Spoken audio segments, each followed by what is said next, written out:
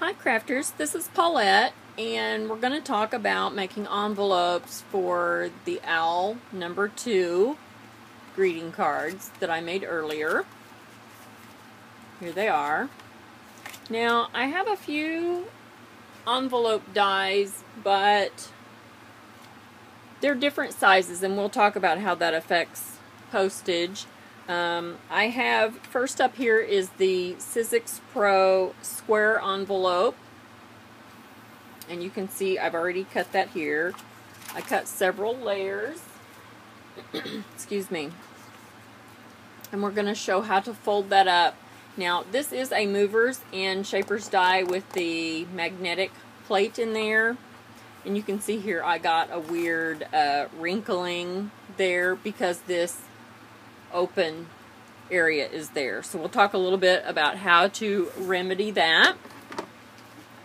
My other Sizzix Bigs envelope die is an A6 with a scallop edge up here at the top. And so I cut a few of those as well. And you will notice I don't have any puckering on this set. And that's because I have put some foam here in that big crevice to hold that up. So I probably should put some temporary adhesive maybe on one of these and use the other piece on my other die. I don't know if you guys know Love Bug Studios, Ebony Love. She is a quilter and she marks on all of her quilting dies, so that she knows how to lay her fabric in the die without having to think about it. Because when you're creating, you just want to be creating your project. So I have marked on here with a Sharpie permanent marker, and when I'm working, it just lets you know where to lay your paper and you don't have to think about it, and as long as you're inside your own guidelines, you're going to get a good cut. So that's why those are marked that way. So I figured I have these two options for my little owl.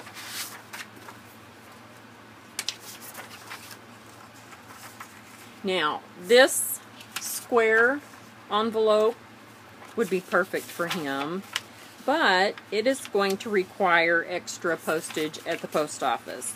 So when I'm doing gift giving, I don't want the person who's receiving my gift to have to pay extra postage at the post office. So what I will do is I will give her some of each size envelope, and that way she can hand deliver some and she can mail some. So he fits really good in that one, but these are the ones I will give her for mailing, and he will fit just fine in here as well.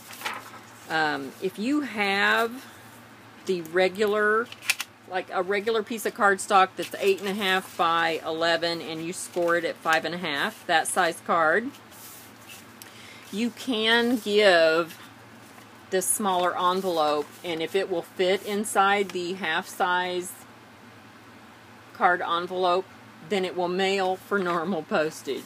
These have to be hand run through the machine, I guess, so that's why they're extra, because they're that odd shape and the machine doesn't just naturally feed them through.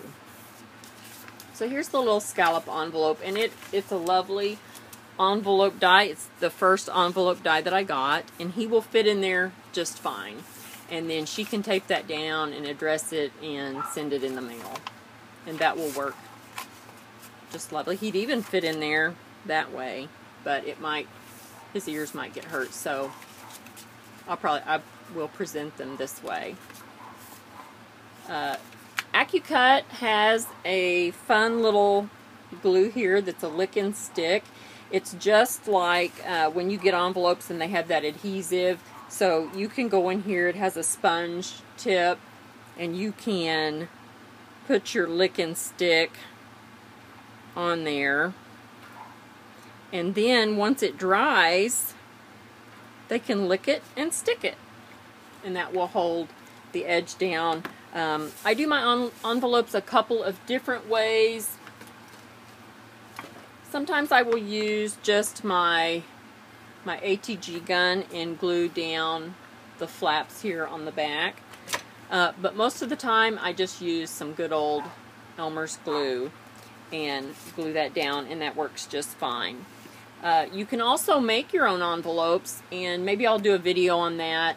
When my daughter was having her baby shower, we actually ended up making our own envelopes because I didn't have an envelope to fit the die that I used for the baby shower invitations. So I'll figure out what dimensions I need for this and do a video on that. But if it's not a standard size, it will require extra postage. So I'll be sure and mention that in that video too. If you have any questions, let me know. Thanks for joining me.